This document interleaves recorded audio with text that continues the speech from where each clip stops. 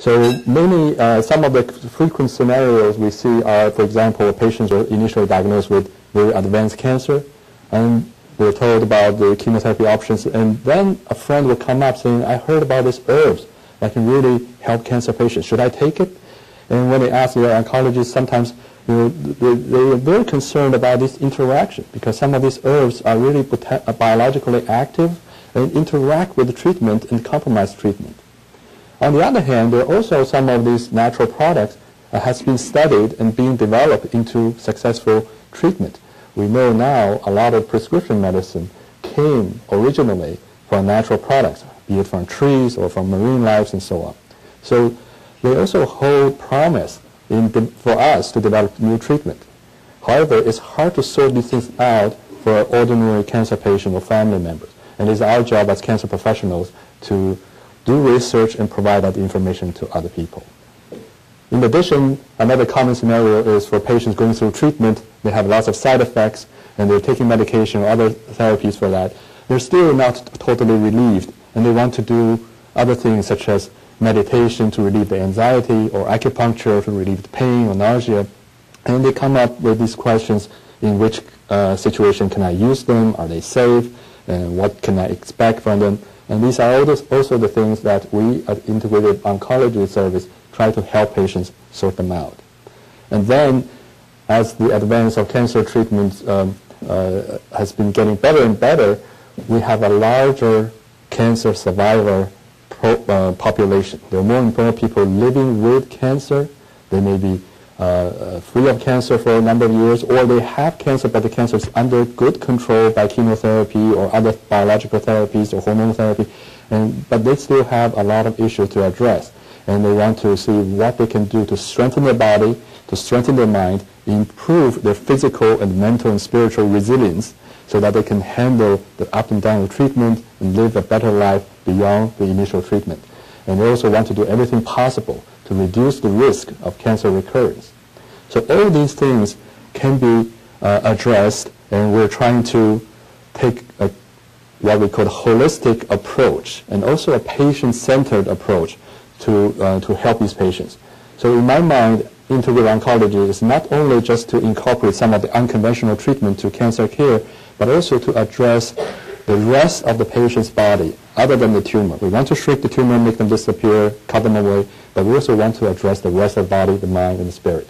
And that's where integrative oncology has a lot to offer. And I think over the last 10 years or so, there are many programs developed. Integrative oncology program has been developed in major cancer centers. For example, Dana-Farber Cancer Center in Boston, Memorial Sloan Kettering Cancer Center in New York, University of California, San Francisco, and MD Anderson Cancer Center in Texas, because we all realize this is an important issue. And I'm privileged to work in this field, and I see in my own eyes patients getting helped. They're very satisfactory, and they appreciate our effort, and it's a very good, satisfying experience for me as well. So I think we don't have to go into the specific details about the therapies and so on. We leave that open in the question and answer segment. And now I turn the podium to Dr. Sagar, who is going to give a more comprehensive description on how to establish and develop integrative oncology program and make them available to both cancer patients, families, and cancer care professionals.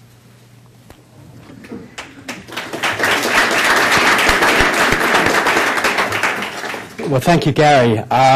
Integrative oncology is an approach that crosses the conventional categories of cancer control and extends from prevention through treatment, through supportive care, which means relieving symptoms and helping you to cope, and also rehabilitation, which means getting you back to normal family life and getting you back to work as quickly as possible and as comfortably as possible after finishing courses of treatment. It's also becoming more and more important, as I alluded to earlier, using various techniques, some of which you know about, such as exercise and nutrition, but there are many other techniques to enable you to actually prevent cancer, and even if you have cancer that hasn't been completely cured by conventional therapies, to actually prolong life and improve quality of life. And that's really what it's all about, is actually prolonging and improving your quality of life and enabling you to function for as long as possible in society. We're all going to die one day, but it's really all about what is the quality of our life before we die. So integrative oncology emphasizes a whole person and a lifestyle approach to cancer care, and I can't emphasize that more. What we are learning now is that if you teach lifestyle skills when you actually attend on the first day of your cancer treatment, you are much more likely to stay free of cancer long term. So that first consultation is an opportunity to discuss with you things like, obvious things like stopping smoking if you're smoking. Are you doing enough exercise? About your nutrition. Now, your nutrition will vary during your cancer treatment compared to afterwards, but we still need to start focusing on these issues then. Psychological issues, anxiety, depression, and also family issues. Patients often ask me, is my family at risk of getting cancer? Do I carry the same genes? And I say, well, we all carry the same genes, but we can change the expression of those genes according to how we interact with environment. And that's got a fancy name called epigenetics, which I think you're going to be hearing more and more about. In other words, we do have some control over how our genes express themselves in the future. And there's been some amazing experiments done, for example, on mice, which show you that mice that may be predisposed to cancer, if they're fed one diet, will get cancer, fed another diet, they don't get cancer. So we know already that that is likely to happen in human beings. We know generally what a good diet is.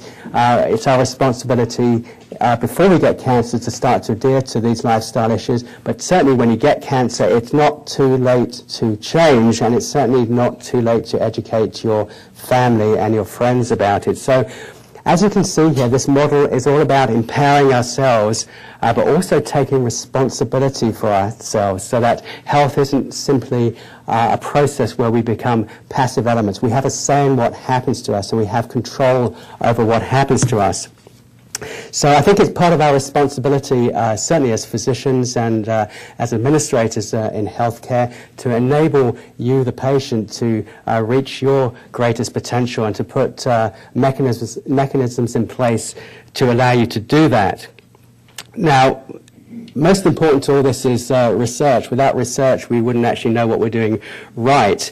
A lot of our research so far has been what we call quantitative research, doing randomized clinical trials, very important studies for evaluating new and hopeful interventions using drugs, etc. But we also need to understand your experiences as well, and that's also fundamental. And there's new types of research coming on board which we can combine with this quantitative research called qualitative research, which actually enables us to understand each other's feelings and behavior, something I think has been neglected quite a lot in healthcare in general, let alone cancer care. So whole person cancer care is in fact a system of cancer control which is composed of many interconnected parts that as a whole exhibit one or more emergent properties, not obvious from the properties of the individual parts. What does that mean? What it means is that if we put in a program of different interventions, for example, combining nutrition with exercise, with stress reduction, the evidence is pointing to the fact that you actually may get even more than an additive effect of those positive interventions. You may actually get what we call a synergistic effect. In other words, you get a better outcome, you're more healthy than using one of those alone. And this has been demonstrated quite clearly in some studies in breast cancer published in some leading journals recently.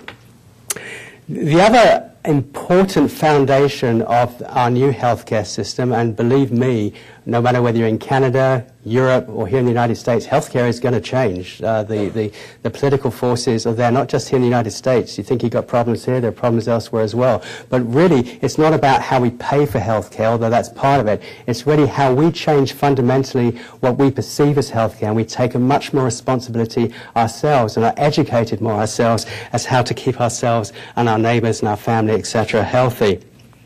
So we're trying to teach this more and more to our medical students, and certainly at McMaster University for many years we've used a problem-orientated approach rather than a didactic approach to teaching to enable them to develop their own formulations as to what works best in healthcare.